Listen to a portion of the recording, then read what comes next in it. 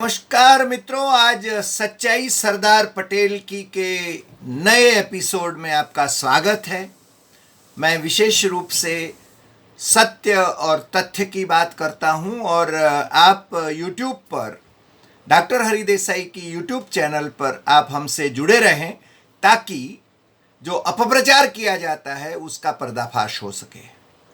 मेरे ख्याल से हमें ऐतिहासिक तथ्यों के आधार पर, अपने अध्ययन के आधार पर, दस्तावेजों के आधार पर और जो सही बात है वो जनता के समक्ष रखना चाहिए और जो अपप्रचारित किया जा रहा है उससे जनता को अवगत कराना चाहिए।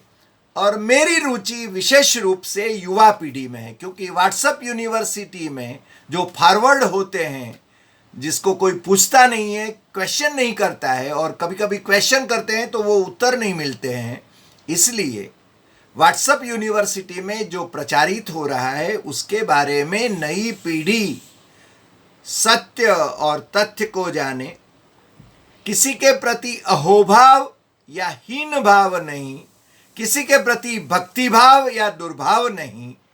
इस प्रकार से हम हो सके वहां तक तटस्थ रूप से अपनी बात प्रस्तुत करते हैं। और सरदार पटेल चूंकि इस देश के राष्ट्रनायक हैं, इसलिए हमें उनमें विशेष रुचि है। और कुछ लोग कई दशक के बाद में सरदार पटेल को न्याय दिलवाने की बात करते हैं तो मुझे जरा हंसी आती है। इसलिए मैं विशेष रूप से सच्चाई के ये एपिसोड कर रहा हूं और हो सकता है कि आप मेरे विचार से असहमत हों। मैंने जो तथ्य प्रस्तुत किए हैं उसको यदि आप स्वीकार नहीं करते हैं तो आपको वो मत रखने का अधिकार है, मगर आप तथ्यों को नकार तो नहीं सकते हैं। और मैं ऐसे तथ्यों के साथ आपके सन्मुख आता हूं जिनको आप स्वयं स्वीकार करेंगे। हो सकता है कि आप किसी एक विचारधारा से संबंधित हो और वो स्वीकार करने में झिझक का अनुभव करें, तो मैं कुछ नहीं कर सकता, मगर हम सही जो बात है उसको बताते रहेंगे। और आज हम जिस बात को प्रस्तुत करने वाले हैं वो सोमनाथ के जीर्णोद्धार से संबंधित है। आमतौर पर और विशेष रूप से गुजराती मीडिया में, क्योंकि सोमनाथ गुजरात में है, सोमनाथ को मैं हमेशा राष्ट्रीय अस्मिता का प्रतीक मानता हूं। सोमनाथ केवल मंदिर नहीं है, सोमनाथ राष्ट्रीय अस्मिता का प्रतीक है। और हमने, जब हम सरदार पटेल रिसर्च इंस्टीट्यूट के डायरेक्टर थे, तभी हमने गिरीश राठौड़ करके हमारे एक एमफिल के छात्र थे, उनके पास सोमनाथ पर सोमनाथ राष्ट्रीय अस्मिता का प्रतीक ऐसा डिसर्टेशन कराया था। तो सोमनाथ की बात हमें आज इसलिए करना है कि सोमनाथ के बारे में बहुत किंवदंतियां चलती हैं। मैं सोमनाथ के जीर्णोद्धार के बारे में सरदार पटेल की क्या भूमिका थी और क्यों भूमिका थी, और विशेष रूप से हमारे कमा मुंशी के.एम. मुंशी, जो कि मुंबई राज्य के गृह मंत्री रहे, पंडित नेहरू की काबीना में फूड मिनिस्टर रहे, उत्तर प्रदेश के गवर्नर रहे और सबसे ज्यादा भारतीय विद्या भवन के संस्थापक रहे और विश्व हिंदू परिषद के भी संस्थापकों में एक थे, स्वतंत्र पार्टी के भी संस्थापकों में एक थे। और सोमनाथ का जीर्णोद्धार करने का जो संकल्प देश के deputy prime minister Sardar Vallabh भाई पटेल ने सोमनाथ में जाकर समुंदर के जल को हाथ में लेकर किया, उसका जो आग्रह था, जिनका आग्रह था, वो थे कमा मुंशी। इसलिए सोमनाथ के जीर्णोद्धार से संबंधित जो व्यक्ति थे उनसे संबंधित उनके कथन और उन्होंने क्या क्या लिखा है उसके आधार पर हम सोमनाथ की बात करेंगे। मगर मुझे जो बात करना है वो ये है कि गुजरात में ऐसी किंवदंतियां चलाई जा रही हैं कि अरे क्या करें, सरदार पटेल ने घोषित किया कि सोमनाथ का जीर्णोद्धार भारत सरकार करेगी, मगर प्राइम मिनिस्टर नेहरू ने कह दिया कि हम उसके लिए पैसे नहीं देंगे। फिर सरदार गए बापू के पास, गांधी जी के पास, और गांधी जी ने कहा कि भैया अब क्या करें, नेहरू तो ऐसा ही है, तो आप है ना लोगों से पैसे मांग लीजिए, पैसे इकट्ठा कीजिए और सोमनाथ का जीर्णोद्धार कराइए। देखिए, इतनी सरलता से लोगों के दिमाग में ये झूठ को परोया जा रहा है और गुजराती चैनलों के एपिसोड में भी ऐसे तथाकथित इतिहासविद इस बात को दोहरा रहे हैं। इसलिए मुझे तथ्यों के साथ आपके सम्मुख प्रस्तुत होना पड़ रहा है। सोमनाथ हमारे लिए गर्व का एक प्रतीक भी है। मैंने जैसे कहा कि राष्ट्रीय अस्मिता का प्रतीक है, और मैं अक्सर कहता रहता हूं कि सरदार पटेल किसी मंदिर या आस्था स्थानों पर कभी दर्शन के लिए नहीं जाते थे। सरदार पटेल पूजा विधि करने के लिए नहीं जाते थे, मगर सोमनाथ का जीर्णोद्धार का उनका जो संकल्प था उसको परिपूर्ण करने के लिए उन्होंने क्या क्या किया, उस बात की, उसके तथ्यों को हमें अवश्य देशवासियों के समक्ष उजागर करना चाहिए, और मैं उसके लिए तथ्यों के साथ उपस्थित हूं। अब देखिए, ऐसा था कि आपको मालूम होगा कि जूनागढ़ के जो नवाब थे वो बेचारे वैसे तो दीवान की कठपुतली ही हुआ करते थे, मगर उनमें कुछ अच्छाइयां भी थी, भले ही वो पाकिस्तान चले गए हों। जूनागढ़ का विलय उन्होंने पाकिस्तान में करना चाहा और करा। वो उनके जो दीवान थे शाहनवाज भुट्टो यानी जुल्फिकार अली भुट्टो, जो कि पाकिस्तान के प्राइम मिनिस्टर भी थे, प्रेसिडेंट भी थे, और जनरल जिया ने जिनको फांसी पर लटका दिया था वो, और बेनज़ीर भुट्टो के दादाजी बेनज़ीर भी तो एक से अधिक बार प्राइम मिनिस्टर बनी, जिनकी हत्या हुई। और हत्या जब हुई तब राजीव गांधी की हत्या हुई, तब जैसे वो राजीव गांधी भी प्राइम मिनिस्टर बनने के लिए लगभग निश्चित थे, इसी प्रकार बेनज़ीर भी जब फिर से प्राइम मिनिस्टर बनने के लिए निश्चित थी, तब उनकी जनसभा में उनकी हत्या हुई थी। तो ये भुट्टो साहब, शाहनवाज भुट्टो, जो कि जिन्ना के बहुत करीबी दोस्त थे, मुस्लिम लीगर थे, कराची के थे, लारकाना एस्टेट उनका था, जमींदार थे बड़े, तो वो जूनागढ़ के दीवान थे। तभी दिल्ली को ये बताया गया, 15 अगस्त तक बताया गया, इसी इंप्रेशन में रखा गया कि जूनागढ़ तो भारत के साथ ही जुड़ेगा। भुट्टो साहब के पहले जो दीवान थे, जो अमेरिका गए स्वास्थ्य यानी चिकित्सा के लिए, उन्होंने तो कमिट किया हुआ था कि जूनागढ़ तो भारत के साथ ही उसका विलय होना तय है, क्योंकि जूनागढ़ की अधिकांश आबादी वो तो हिंदू थी, शासक मुस्लिम थे, और जो प्रिंसली स्टेट्स थे उनके सामने एक विकल्प था कि उनके शासक भारत संघ के साथ जुड़ सकते हैं, पाकिस्तान संघ के साथ जुड़ सकते हैं, ये उनके सामने विकल्प था। और उस विकल्प का उपयोग जूनागढ़ के नवाब ने 15 अगस्त 1947 को करा। दिल्ली में सरदार साहब और वीपी मेनन, उनको लगातार ये बताया गया था कि हम तो भारत के साथ ही विलय करेंगे, मगर एन मौके पर उन्होंने पाकिस्तान से जुड़ना चाहा। कुछ महीने तक जूनागढ़ पाकिस्तान में रहा।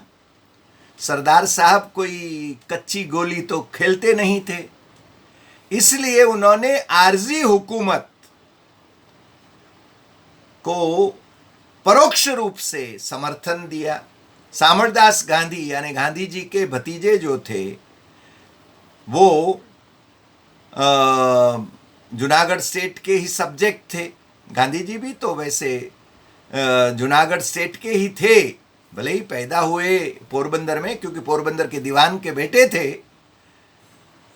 तो श्यामलदास गांधी के नेतृत्व में आरजी हुकूमत स्थापित करी और आरजी हुकूमत के मार्फत जो इतिहास प्रचलित है, फिर 9 नवंबर 1947 को जूनागढ़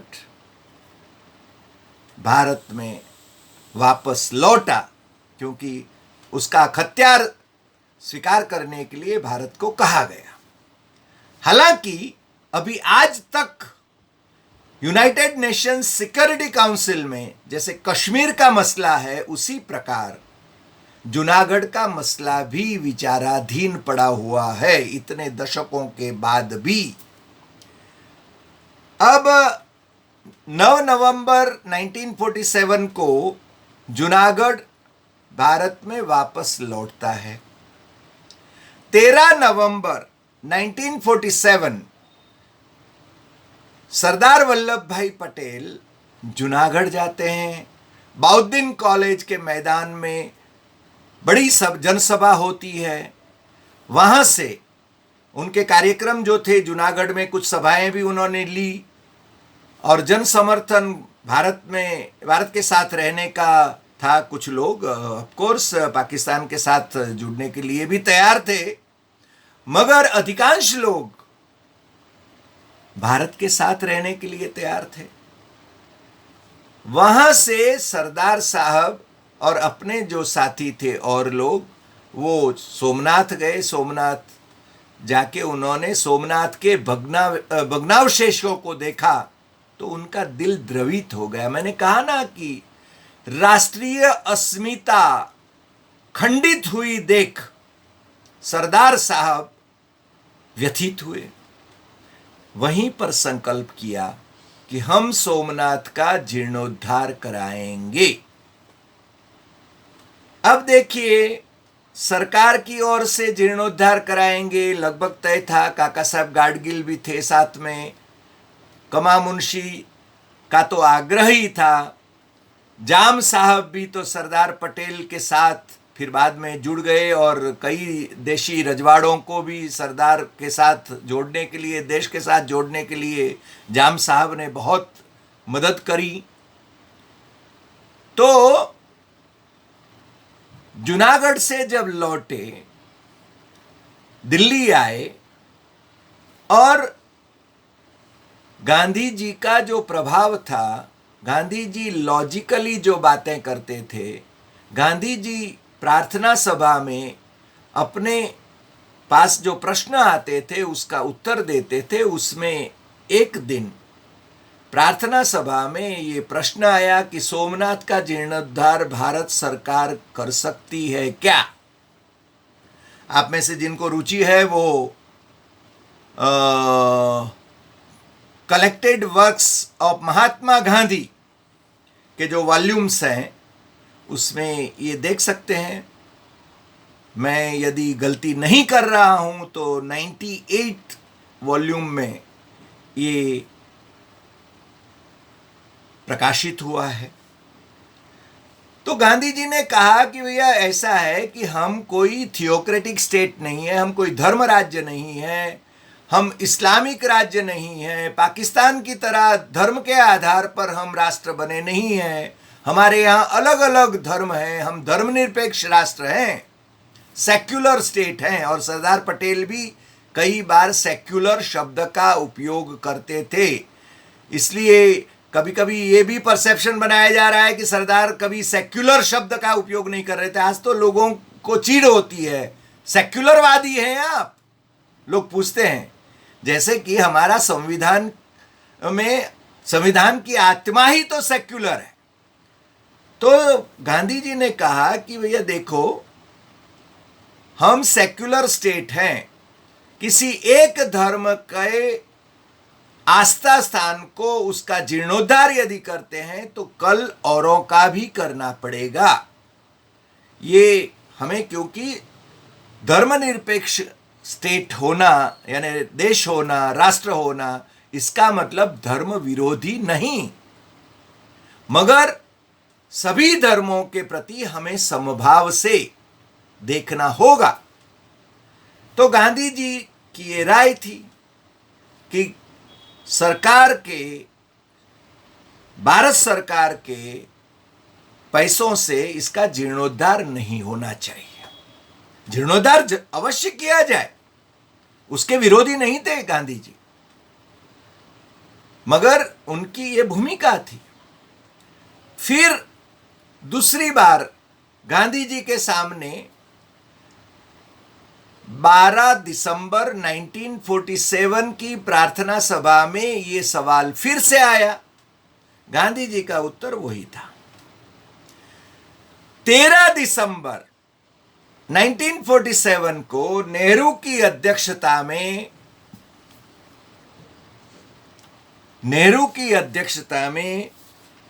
नेहरू काबीना की बैठक मिलती है, कैबिनेट की मीटिंग होती है, और उसी मीटिंग में निर्णय किया जाता है कि सोमनाथ का जीर्णोद्धार भारत सरकार की ओर से ही होगा। समझ गए ना?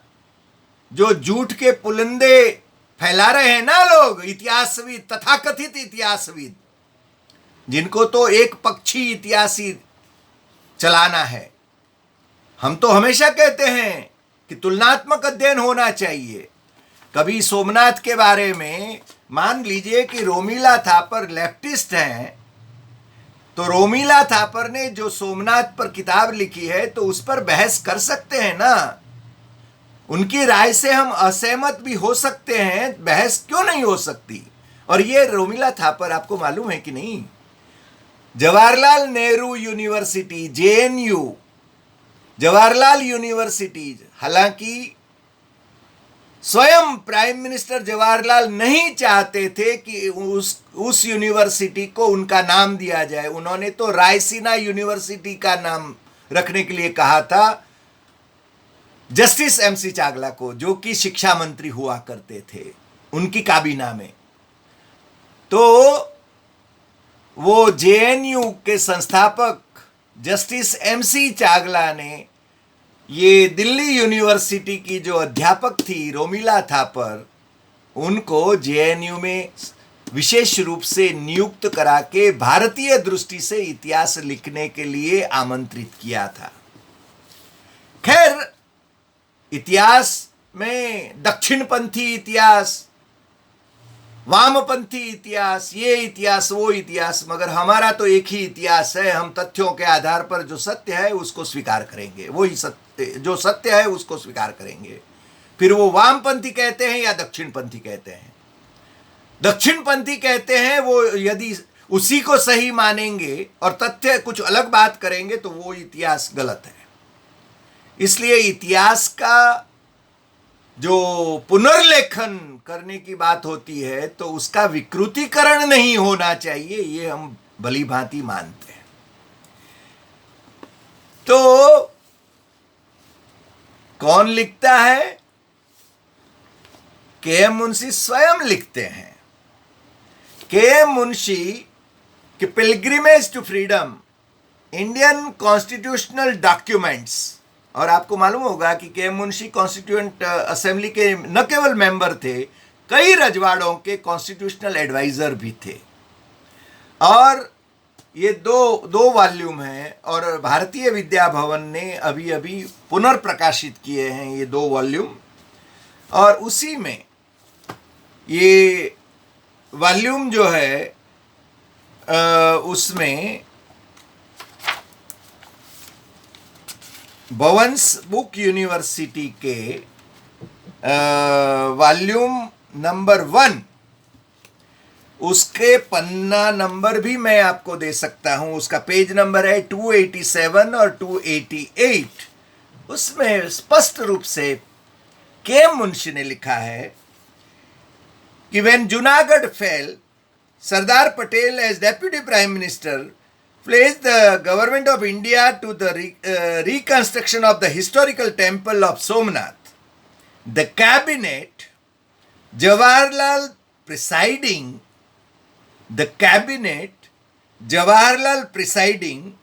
decided to reconstruct the temple at government cost. फिर से सुनाए क्या? ध्यान में आया?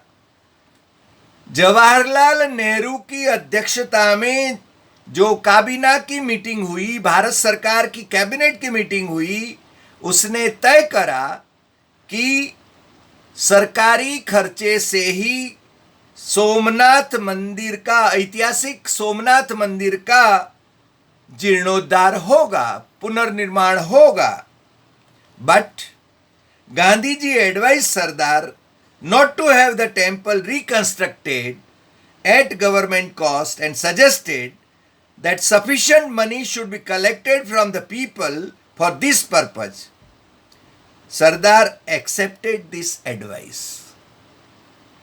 यानी जो तथाकथित इतिहासकार वो नेहरू को ब्लेम कर रहे हैं, उनको ये सोमनाथ अफेयर, जो कि स्वयं हिंदूवादी के मुंशी ने अपनी पिलग्रिमेज टू फ्रीडम के पहले वॉल्यूम में लिखा है, उसको तो स्वीकार करना ही पड़ेगा ना।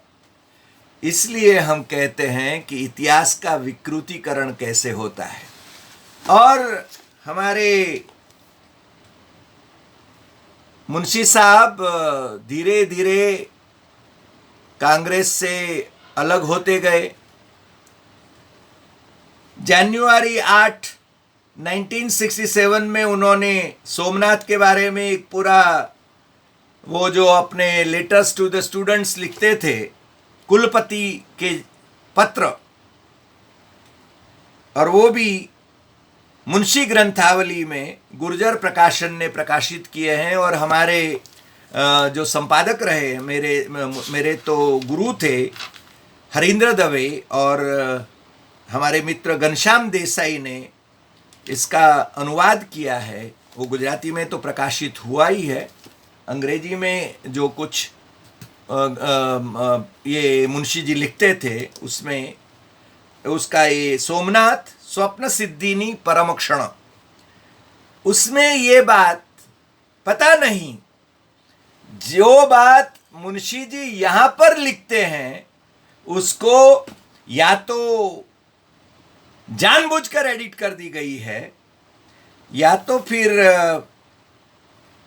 67 तक मुंशी जी बहुत दूर चले गए थे कांग्रेस से, नेहरू का निधन हो चुका था, इसलिए उन्होंने ये बात इसी पत्रों में नहीं लिखी हो, ये भी संभव है। मगर हमारे पास ये दस्तावेज जो है वो अधिकृत रूप से ये चिल्ला चिल्ला कर कहता है कि नेहरू की अध्यक्षता में जो कैबिनेट की मीटिंग हुई उसने ये तय करा, और मान लीजिए कि नेहरू नहीं चाहते थे कि गवर्नमेंट के खर्चे से सोमनाथ का जीर्णोद्धार हो, तो मैं नहीं मानता हूं कि वो संभव होता।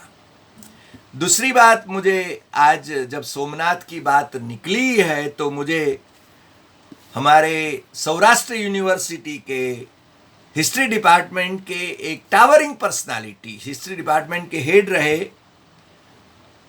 अमरावती महाराष्ट्र का जो है वहाँ पर पढ़े हुए, नागपुर में पढ़े हुए डॉक्टर एसवी जानी साहब, जो कि इतिहास विभाग के अध्यक्ष थे, और उनका अपना पीएचडी का थीसिस था आरजी हुकूमत पर, उन्होंने बहुत अच्छा शोध कार्य किया था। उस दिन जब सरदार साहब जूनागढ़ गए थे तो जूनागढ़ का उन्होंने सरदार पटेल का जो 13 नवंबर 1947 का जो व्याख्यान हुआ, यानी उस दिन नव वर्ष का पहला दिन था, यानी दीपावली के बाद नव वर्ष का पहला दिन था। और वो जो भाषण है, पूरा का पूरा भाषण उन्होंने अपने इस ग्रंथ में प्रकाशित भी किया है। प्रवीण प्रकाशन राजकोट का जो है वो गुजराती में उसको प्रकाशित किया है। और उसमें जो विशेष रूप से मैं ध्यान आकर्षित करना चाहता हूं, उन्होंने बहुत बातें करी है। उन्होंने कहा है कि हमारा बर्ताव ऐसा नहीं होना चाहिए कभी भी कि हिंद में जो 4 करोड़ मुसलमान रह रहे हैं उनको दंगे और फसाद में सहन करने का कोई प्रसंग आए। यानी कि मुसलमान जो भाई हैं भारत में हैं, उनकी भी हिफाजत करना ये हमारा कर्तव्य है। उनका अंतिम जो पैरा है उसमें उन्होंने हिंदुओं को ये सलाह दी है कि मुस्लिमों को किसी भी प्रकार का दुख हो इस प्रकार से बिहेव नहीं करना है। मुस्लिम बच्चों की उनको संभालना है, ये अपनी जिम्मेदारी है। और मान लीजिए कि उसमें से कोई लोग गए हों तो उसके लिए ये लोग जो हमारे देश में रहने के विकल्प को जिन्होंने स्वीकार किया है वो जिम्मेदार नहीं है। मुगल के वक्त में क्या हुआ उसके लिए अभी इस देश के वर्तमान मुसलमानों को दोष देना ये तो सरासर अन्याय है। यानी हिंदू और मुस्लिम टकराव की जो लोग बात करते हैं और सरदार साहब के बारे में भी उल्टी सीधी बात करके उनको हिंदू नेता प्रतिपादित करने की कोशिश करते हैं, उनको ये समझ लेना चाहिए। हुआ ये था कि नेहरू स्वयं किसी धर्म विशेष में विश्वास नहीं रखते थे, मगर एक बात अवश्य है और जो स्वयं कमा मुंशी ने भी लिखा है, इसी में सोमनाथ वाले इसमें ही लिखा है कि पंडित जी धर्म में यकीन नहीं करते थे। इस बात से मैं थोड़ा भिन्न मत रखता हूं, क्योंकि जब कुंभ मेला लगा था इलाहाबाद में, अभी तो प्रयागराज उसको बोलते हैं, वैसे भी प्रयाग तो बोलते ही थे, संगम बोलते थे, तो पंडित जी और हम वहाँ पर प्रबंध ठीक है कि नहीं वो देखने के लिए गए थे। एक जीप में गए थे, क्योंकि उस वक्त मुंशी जी वहाँ पर गवर्नर हुआ करते थे। और उन्होंने कहा कि बीच में पंडित जी ने जीप को रोका और गंगा के पवित्र जल से अपना मुंह धोया और बोले कि एक खबर भी छपी कि पंडित जी ने संध्या करी और जनोई को भी धोया। ये खैर ये पंडित जी की आस्था का सवाल है। वैज्ञानिक दृष्टिकोण से पंडित जी हमेशा काम करते रहे, मगर उनके वसीयतनामे में भी, उनके विल में भी उन्होंने जो लिखा है उसको पढ़ने वाले को जरूर लगेगा कि वो धर्म भावना से मुक्त नहीं थे।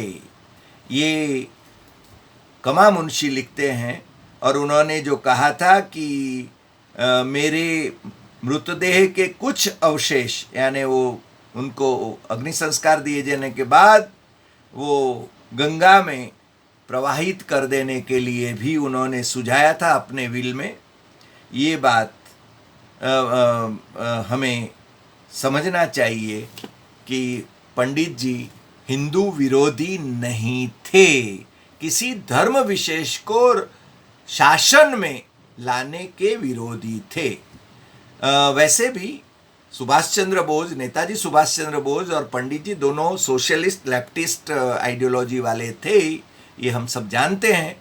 मगर कुछ बातें ऐसी है, जैसे कि सोमनाथ का जीर्णोद्धार और उसका भूमि पूजन करने के लिए जब राष्ट्रपति राजेंद्र प्रसाद जाने वाले थे तो पंडित जी ने उनको रोकने की कोशिश करी थी, मगर फिर भी राजेंद्र प्रसाद का कमिटमेंट था और वो गए भी थे। और आपको मालूम होगा कि तर्क तीर्थ लक्ष्मण शास्त्री जोशी, जो कि एथिस्ट थे, वो धर्म वगैरह में नहीं मानते थे, उन्होंने वहाँ पूजा विधि कराई थी। ये बात भी आपको अचंभे में डाल सकती है।